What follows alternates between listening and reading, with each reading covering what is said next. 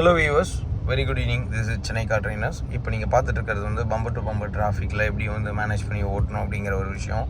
So இப்போ நம்ம எங்கே இருக்கோம் அப்படின்னா கத்திப்பாரா ஜங்ஷன், அதாவது கத்திப்பாரா ஃப்ளைஓவர்லேருந்து இறங்குறச்சு ஃபுல் டிராஃபிக் இருக்குது.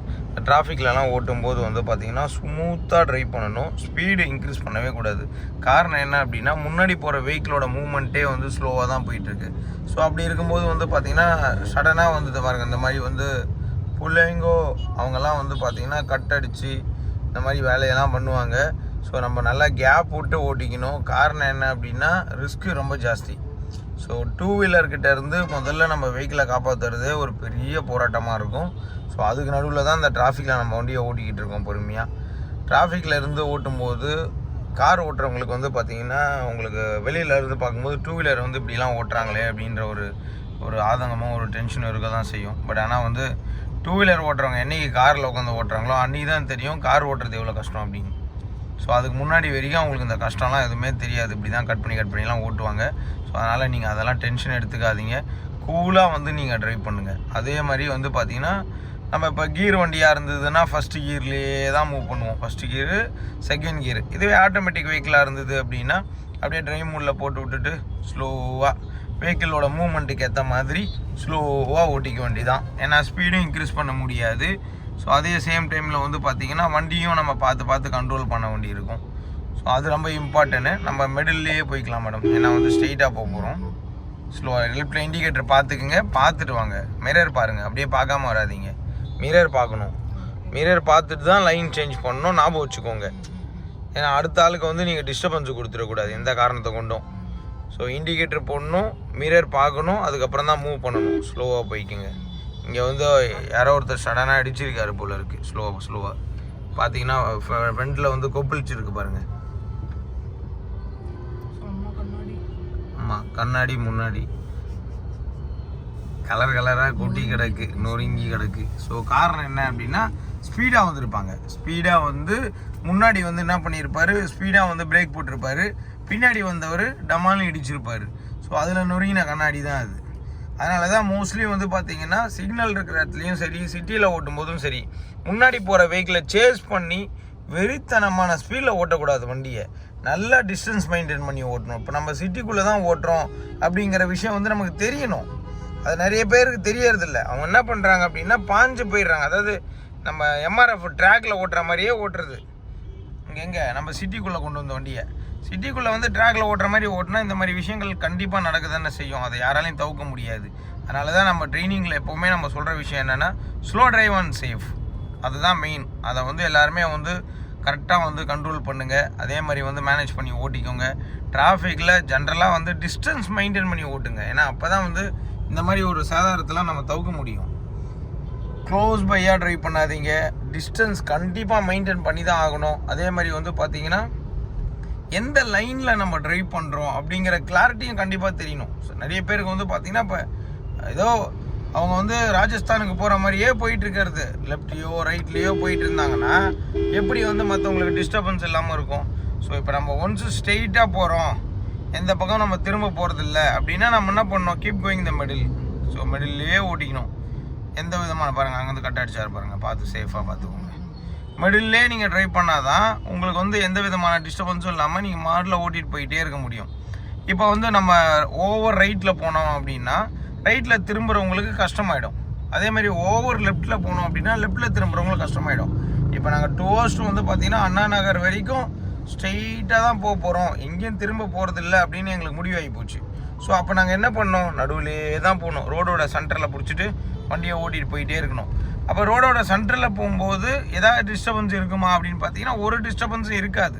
ஸோ அதுதான் வந்து டிரைவிங்கோட மெத்தடு. அதேமாதிரி பஸ்ஸெலாம் பார்த்தீங்கன்னு வச்சுக்கோங்களேன், லெஃப்ட்டில் தான் ட்ராவல் பண்ணணும் அப்படின்ற மாதிரி இருக்கும். பட் ஆனால் வந்து அவங்க மேக்ஸிமம் ரைட்டு மிடில் இந்த மாதிரி வந்து ஜிக்ஸாகாக ட்ரைவ் பண்ணுவாங்க.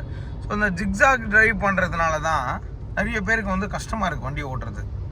ஸோ எங்கே இருந்தவனாலும் யார் வேணா வராங்க அப்படின்னும் போது எப்படி தான் நீங்கள் எதை தான் பார்ப்பீங்க, யோசிச்சு பாருங்கள். லெஃப்ட்டில் திரும்பினா சைக்கிள் வருது, ரைட்டில் திரும்பினா பைக் வருது, இந்த பக்கம் பார்த்தா லாரி வருது, முன்னாடி பார்த்தா டவால்னு ஒருத்தர் பிரேக்கை போடுறாரு. இவ்வளோ விஷயத்தையும் வந்து நம்ம மேனேஜ் பண்ணி ஓட்டணும் அப்படின்னா அதுக்கு வந்து நீங்கள் இந்த மாதிரி பர்சனல் ட்ரைனிங் இன்ஸ்டியூட்டில் வந்து நீங்கள் ஜாயின் பண்ணி கற்றுக்கணும். ஏன்னா இதெல்லாம் 1-to-1 ட்ரைனிங், அதுவும் இல்லாமல் ஃபுல் டே சொல்லி கொடுக்குறோம், 3 நாள் ட்ரைனிங். இந்த 3 நாள் ட்ரைனிங்கில் மேடம்லாம் வந்து பார்த்திங்கன்னா இப்போ கம்ப்ளீட்டாக ஓட்ட ஆரம்பிச்சிட்டாங்க. இப்போ நாளைக்கெல்லாம் வந்து பார்த்திங்கன்னா பக்காவாக ஓட்ட ஆரம்பிச்சிடுவாங்க தனியாகவே எடுத்துன்னு போயிட்டு. ஸோ அந்தளவுக்கு ஒரு கிளாரிட்டி கொடுத்துட்டோம். ரெண்டாவது வந்து ரோடு பழக்கம் வரணும். நாளைக்கு எல்லாமே வந்து நான் என்ன சொல்லியிருக்கேன் அப்படின்னா மார்னிங் சீக்கிரமாக எடுத்து ரோடை பழகிக்கிங்க. ஏன்னா இப்போ ரோடு பழக்கம் அவங்களுக்கு இருக்காது. இப்போ டிரைவிங் பக்காவாக வந்துருச்சு. யார் எங்கேருந்து வருவாருன்னு அவங்களுக்கு சுத்தமாக தெரியாது. ஒரு ஆட்டோ போயிட்டே இருக்குது, திடீர்னு ரைட்டில் வருமா லெஃப்ட்டில் போகுமா, பிரேக் போடுவாரா போட மாட்டாரா, இந்த மாதிரி சென்சிட்டிவான விஷயங்கள் வந்து அவங்க பழகணும். ஸோ இந்த மாதிரி விஷயங்கள் பழகிறதுக்கு தான் கேன் டேக் சம் டைம். அதனால தான் வந்து பார்த்திங்கன்னா நம்ம மார்னிங்கில் வந்து எடுத்து ப்ராக்டிஸ் பண்ணுங்கள். ரோடோட பழக்க வழக்கங்கள் தெரிஞ்சுக்கோங்க. அதே மாதிரி சிக்னலோட அந்த மூமெண்ட் என்ன, சிக்னல் என்ன கலரில் இருக்குது, எவ்வளோ டிஸ்டன்ஸ்லேருந்து நம்ம ஸ்லோ ட்ரைவ் பண்ணி பொறுமையாக போய் நிறுத்திக்கணும் வண்டியை, பின்னாடி வரவங்களுக்கு எந்த அளவுக்கு நம்ம சேஃப்டி ஃபியூச்சரை வந்து உருவாக்கி கொடுக்கணும். இதெல்லாம் 3 step break. Time delay and 3 step break வந்து பார்த்திங்கன்னா இந்த மாதிரி விஷயத்துக்கு வந்து ரொம்ப ரொம்ப யூஸ்ஃபுல்லாக இருக்கும். அந்த பாயிண்ட் வந்து மேடமுக்கு சொல்லி கொடுத்து பக்காவாக ரெடி பண்ணியாச்சு. இப்போ நீங்கள் 3ஆவது நாள் ட்ரைனிங் எப்படி மேடம் என்ஜாய் பண்ணி ஓட்டுறீங்களா? பக்காவாக இருக்கா கண்ட்ரோல்லாம்? Yes sir. ஓகே, நம்ம எப்படி உங்களுக்கு சொல்லி கொடுத்துருக்குறோம்? சூப்பராக சொல்லி கொடுத்துருக்கீங்க. ஓகே, ஓட்ட கான்ஃபிடென்ட்டாக இருக்குதா உங்களுக்கு? அவ்வளோதான். நீ காலையிலே தனியாக எடுத்து ஓட்ட ஆரம்பிச்சிட்டிங்க. நாளைக்கெல்லாம் இன்னும் உங்களுக்கு சூப்பராகவே வந்துடும், கவலையே கிடையாது. என்னென்னா இந்த ரோடோட பழக்கம் தெரிஞ்சுக்கணும் நீங்கள், அதுதான் ரொம்ப முக்கியம் உங்களுக்கு. ரெண்டாவது நம்ம வெஹிக்கிளோட ஃப்ளோ. இப்போ பஸ்ஸெலாம் பார்த்தீங்கன்னு வச்சுக்கோங்களேன், அவர் வந்து பார்த்தீங்கன்னா பொம்மை கார் மாதிரி ஓட்டுவார், பொம்மை பஸ் மாதிரி ஓட்டுவார். காரணம் என்னென்னா ஏசி பஸ்ஸு. இன்றைக்கி வால்வோ பஸ்லாம் பார்த்தீங்கன்னா உங்களுக்கு கார் மாதிரி தான். அது எப்படி வேணால் ஈஸியாக திருப்பின்னு போயிட்டே இருக்கலாம். ஸோ அப்படி இருக்கும்போது நம்ம என்ன பண்ணணும்னா பெரிய பெரிய வெஹிக்கிள்லாம் வரும்போது நம்ம ஒதுங்கி வழி விட்டுறணும். வழி விட்டுட்டு நம்ம கரெக்டாக நம்ம மிடில் பேஸில் போகிறதுங்கிறது வந்து ரொம்ப சேஃபான ஒரு விஷயம். இந்த மாதிரி விஷயங்களை நீங்கள் கரெக்டாக ஃபாலோ பண்ண ஆரம்பிச்சிட்டிங்க அப்படின்னாலே உங்களுக்கு அந்த டிரைவிங் ஃப்ளோ வந்து கரெக்டாக கிடச்சிரும். ஸோ அடுத்து வந்து பார்த்திங்கன்னா ரெகுலராக நம்ம இந்த மாதிரி டிராஃபிக்கில் ஓட்டுறது, ரெண்டாவது வந்து பார்த்திங்கன்னா அந்த ஹைவேயில் ஓட்டுறது, பார்க்கிங் பண்ணி பார்க்குறது, இந்த மாதிரி ஒவ்வொரு விஷயமும் நம்ம சொல்லி கொடுத்த ஒரு விஷயத்தையும் நீங்கள் டே டு டேயில் வந்து நீங்கள் ஃபாலோ பண்ணணும். அதை வந்து திரும்ப ட்ரை பண்ணி பார்க்கணும். அப்போ என்ன ஆகும், உங்களுக்கு ஆட்டோமேட்டிக்காக உங்களுக்கு இந்த விஷயங்கள் எல்லாமே வந்து ரொம்ப ஒரு சூப்பராக வர ஆரம்பிச்சிடும். அதுக்கப்புறம் நீங்கள் யாரையும் டிபெண்ட் பண்ணி இருக்க வேண்டிய அவசியமே இருக்காது. எங்கே வேணால் வண்டி எடுத்துகிட்டு போய் ஓட்டுவீங்க, பட் தைரியமாக ஓட்டுவீங்க, ஸ்லோவாக போவீங்க. முன்னாடி வந்து பார்த்து அதுக்கேற்ற மாதிரி மேனேஜ் பண்ணி ஓட்டுவீங்க. அது ரொம்ப முக்கியம் உங்களுக்கு. ஸோ வியூவர்ஸ், நீங்களும் வந்து நல்லா டிரைவிங் கற்றுக்கணும், எந்த விதமான ஒரு டென்ஷனோ ஒரு பயமும் இல்லாமல் ஓட்ட கற்றுக்கணும் அப்படின்னா நம்ம சென்னை கார் ட்ரைனர்ஸில் வந்து நீங்கள் ஜாயின் பண்ணி கற்றுக்கலாம். 3 days பேக்கேஜ் வந்து நம்ம கொடுக்குறோம். Training full day. So complete training இருக்கும். வேறு லெவலில் நீங்கள் ட்ரைவ் பண்ணுவீங்க. நீங்கள் தான் இப்படி ட்ரைவ் பண்ணுறீங்களாங்கிற ஒரு மிகப்பெரிய டவுட்டு உங்களுக்குள்ளே ஃபஸ்ட்டு வர ஆரம்பிக்கும்.